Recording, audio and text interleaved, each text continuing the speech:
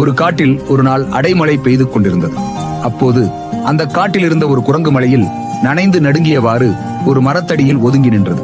அந்த மரத்தில் இருந்த பறவை ஒன்று கூடு கட்டி தன் குஞ்சுகளுடன் மழைக்கு நனையாது பாதுகாப்பாக உட்கார்ந்து கொண்டிருந்தது. மரத்தடியில் குரங்கு நனைந்து நடுங்குவதை பார்த்ததும் பறவைக்கு குரங்கு மீது இரக்கம் வந்தது.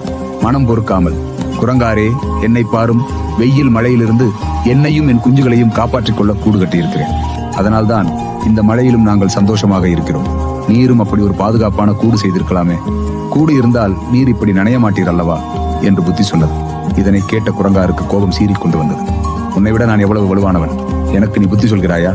இப்போ உன்னையும் உன் குஞ்சுகளையும் என்ன செய்கிறேன் பார் என மரத்தில் விடுவிடு என ஏறி பறவையின் கூட்டை பீத்து எறிந்தது. பறவைக்கு அப்போதுதான் புரிந்தது, அறிவுரைகளை கூட அதை கேட்டு நடப்பவர்களுக்குத்தான் சொல்ல வேண்டும் என்று.